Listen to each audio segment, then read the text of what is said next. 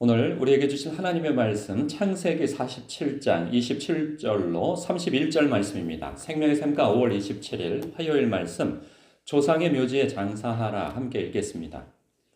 이스라엘 족속이 애굽 고센 땅에 거주하며 거기서 생업을 얻어 생육하고 번성하였더라. 야곱이 애굽 땅에 17년을 거주하였으니 그의 나이가 147세라. 이스라엘이 죽을 날이 가까움에 그의 아들 요셉을 불러 그에게 이르되 이제 내가 네게 은혜를 입었거든 청하노니 내 손을 내 허벅지 아래에 넣고 인애와 성실함으로 내게 행하여 애굽에 나를 장사하지 아니하도록 하라. 내가 조상들과 함께 눕거든 너는 나를 애굽에서 메어다가 조상의 묘지에 장사하라. 요셉이 이르되 내가 아버지의 말씀대로 행하리이다. 야곱이 또 이르되 내게 맹세하라 하매 그가 맹세하니 이스라엘이 침상머리에서 하나님께 경배하니라. 아멘. 27절에 보니까요. 이스라엘 족속이 애굽 고센 땅에 거주하며 거기서 생업을 얻어 생육하고 번성하였더라. 그 결과물이 첫 번째 독자인 출애굽한 이스라엘 백성들이 모세의 오경, 즉 창세기, 출애굽기, 레위기, 민수기, 신명기 이렇게 해서 첫 번째 책을 대면하여 들을 때 자신들의 그 결과물이 생육하고 번성하여 얻은 결과물이 군인만 60만 명, 도합 한 200만 명 되어지는 그러한 무리로 생겨나게 되어진 거죠. 그래서 하나님의 백성이 그렇게 큰 무리를 이루게 되어졌어요. 하나님의 약속의 말씀, 언약의 말씀이 이루어진 거예요. 그래서 가나안 땅을 향하여서 그들이 향하여 발걸음을 할 때 하나님의 나라가 세워지는 일에 그들이 그 백성으로서 이제 참여하게 되어지는 것이죠. 그러한 결과물로 하나님의 말씀이 이루어지는 것이구나라고 그들이 깨달았을 것이고, 생육하고 번성하라고 하는 이 말씀은 창세기에 보면 1장에서 하나님께서 인간을 창조하시고 생육하고 번성하여 땅에 충만하라, 이러한 축복의 말씀을 주셨을 뿐만 아니라 세상을 물로 심판하시고 그 노아, 일단 요즘에 이렇게 이름이 금방금방 생각이 안 나려고 그러세요. 노아에게, 그 노아와 후손들에게 주신 축복이라고 말씀하세요. 복을 주셨다. 거기서 생육하고 번성하여 땅에 충만하라. 이것은 하나님께서 인생들에게 주시는, 또한 하나님의 백성들에게 주시는 복이자 명령인 거예요. 그렇기 때문에 이 명령은 창세기 때에만 유효한 것이 아니고 우리에게 주신 명령인 것이죠. 오늘날 생육하고 번성하여 땅에 충만하라 하신 이 명령은 우리 그리스도인들도 받아야 하는 것입니다. 우리 그리스도인들만 받는다 할지라도 이 대한민국 땅이 이렇게 저출산으로 인하여서 몸살을 겪고 이 나라가 이 존립의 이 존폐의 위협을 당하지 않을 거예요. 하나님의 백성들조차도 이 세속에 그 따르는 유행 그리고 그 분위기에 휩쓸려서 하나님의 명령은 생육하고 번성하여 땅에 충만하라 하신 명령인데, 오히려 그리스도인들은 세상과 같이 자식 키우는 것은 미개해, 자식을 키우는 것은 힘들어, 자식을 키우는 것은 경제력이 있어야 돼, 이러한 것으로 따져서 낳고 안 낳고를 따지고, 오히려 그 자식을 기르는 것보다 반려견을 들여서 키우는 것을 더 선호하는 시대가 되어졌죠.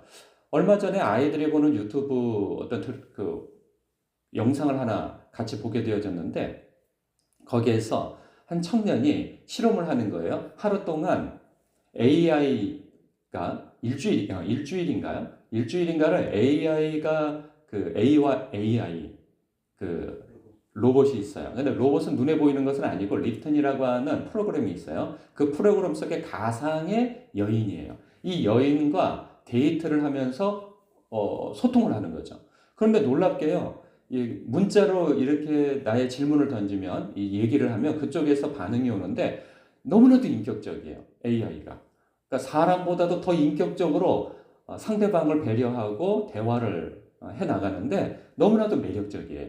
그런데 만약에 이제 기술력이 더 발전하여서 그 휴머노이드라고 하죠. 인간의 몸을 입고 있는 데에다가 AI의 인격을 프로그램을 넣는다면 이처럼 너무나도 사람처럼 대화가 가능하고 생활이 가능한 거예요. 요즘에 AI가 들어가지 않은 인형도 인격이라 생각하면서 결혼하는 일들이 있어요. 젊은 사람들이. 우리나라는 아직 그렇진 않은데 일본 같은 경우에는 결혼식까지도 올립니다. 인형과 함께. 얼마나 놀랐습니까? 그런데 이것이 상용화가 되어진다고 생각해도 멀지 않았어요. 오늘날 젊은 사람들이 결혼을 안 하고 혼자 독거하는 일들이 생겨납니다. 그러면 그들이 고스란히 나이가 들어서 이제 늙게 되어지고 이렇게 되어지는데 외로울 거 아니겠어요? 그러면 휴머노이드나 이러한 것들을 들여서 자신의 배우자로 삼아서 혹은 애인을 삼아서 그렇게 살아간단 말이죠. 그래서 더 앞으로는 저출산을 더 부채질하는 일들이 생겨날 것입니다. 그리고 우리가 좀 작년인가 꽤 몇 개월 전에 영국이 기독교가 쇠퇴해가는 과정 속에서 과거에 부흥하였던 시절에 지었던 그 교회들이 지금 술집 그리고 뭐 댄스 뭐라고 하더라 클럽으로 바뀌고 이러한 일들이 생겨나잖아요. 그런데 그것보다도 더 놀라운 것은 뭐냐면 누가 그것을 사들이냐 하면 그 영국에 이민해서 들어간 그 무슬림들이 그것을 사들이는 거예요. 그래서 십자가도 떼지 않고 조롱하듯이 이거 우리 건물이야. 우리가 이거 이제 사서 우리가 여기에 그 예배처, 기도처로 사용한다는 거예요. 여러분, 무슬림들은요, 그 자식을 신께서 주시는 축복이라 여겨서 제한 없이 낳습니다. 그래서 지금 전 세계적으로 인구가 가장 많은 종교가 어디냐 보면 무슬림이에요. 무슬림은 계속 낳아요. 근데 기독교인들은 어떻게 해요? 안 낳아요. 안 낳으니까 그냥 시간이 지나가면 지나갈수록 무슬림들은 더 흥황하고 번성하고 그리스도인들은 하나님의 말씀에 순종하지 않기 때문에 자연 발생적으로 쇠퇴해가고 있다는 거예요. 인구적으로만 보더라도. 그러한 부분에 있어서 우리나라 인구 정책은 어떻게 될지, 이민 정책은 어떨지 모르겠어요. 그래서 무슬림이 지금 사원도 짓고 무슬림들이 이 나라에 들어와서 아무 데서나 기도하고 아무 데서나 이제 또 예배를 하고 그러면서 나중에 가서는 교회도 사들일 수 있어요. 그들이.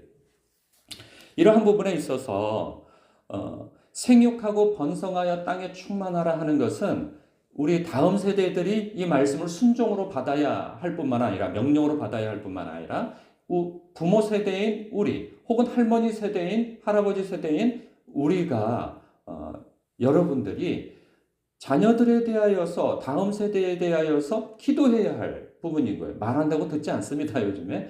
그래서 기도하고 그리고 이 아름다운 가정의 모습을 먼저 보여줘야 하는 그러한 일들이 있어야 하는 것이죠. 심지어는 뭐 믿는 부모 세대들도 야 자식 낳는 거 고생스럽다. 차라리 자식 낳지 말고 살아라. 이런 분도 또 계세요. 그래서 참 답답함을 금할 수가 없습니다.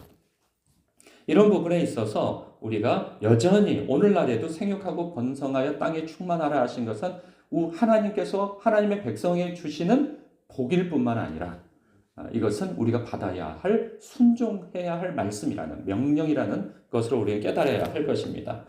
뿐만 아니라 야곱이 그가 죽음이 가까워져 올 때 요셉에게 청하죠. 너는 애굽에서 나를 장사하지 않도록 하라. 그리고 나를 내 조상들과 함께 눕거든 너는 나를 애굽에서 메어다가 조상의 묘지에 장사하라.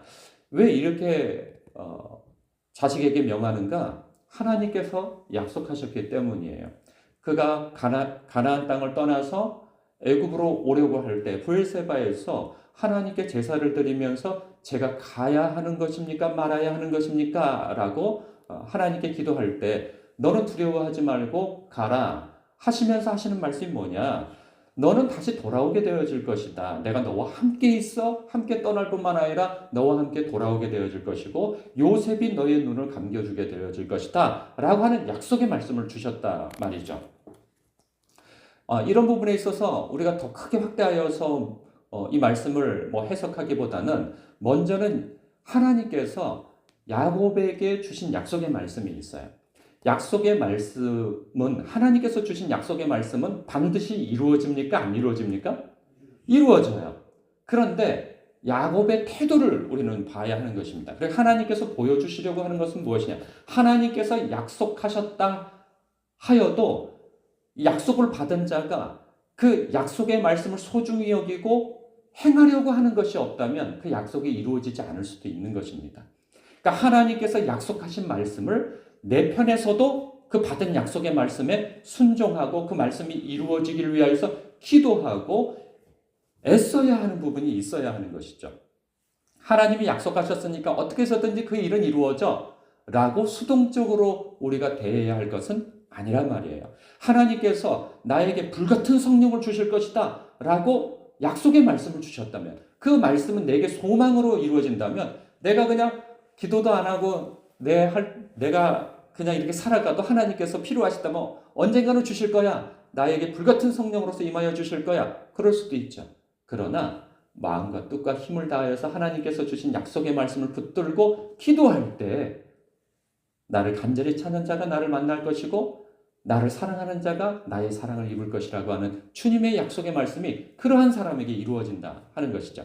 이것은 한 가지의 예요. 다른 부분에 있어서도 하나님께서 우리에게 저마다 약속의 말씀을 주실 때 그 약속의 말씀이 언젠가 이루어질 거야 라고 할 것이 아니라 하나님의 약속의 말씀을 붙들고 기도하고 순종하고 분투하는 일이 있어야 할 것입니다. 그때 그 약속의 말씀이 소중함을 알고 하나님께서 이루어 주실 뿐만 아니라 요셉도 아버지께서 나에게 유언으로 남기신 것이니 이 말씀은 내가 반드시 순종해야 할 것이다 여기고 그가 순종할 뿐만 아니라 자기 자신도 나중에 죽게 되어졌을 때 그 후손들에게 나의 유고를 메고 가나안 땅으로 가라 이렇게 청하고 그리고 그 출애굽한 이스라엘 백성들이 그것에 순종하여서 요셉의 유골까지도 메고 가나안 땅으로 가는 것을 보게 되어집니다. 사랑하는 성도 여러분, 하나님의 약속의 말씀을 소중히 여기고 생육하고 번성하여 땅에 충만하라 하신 그 말씀에 순종하여 우리도 순종할 뿐만 아니라 순종할 수 있도록 후손들을 위하여서 기도하고 또한 하나님께서 내게 주신 개인적인 약속의 말씀이 있다면 그 약속의 말씀을 소중히 여기고 기도하고 분투하여 그 약속의 말씀이 내게 속히 이루어질 수 있도록 하나님 앞에 순종하여 반응하는 그 마음과 태도를 갖는 것이 중요하다. 이것이 오늘 묵상의 주요 포인트라 할 수 있겠습니다. 기도하겠습니다.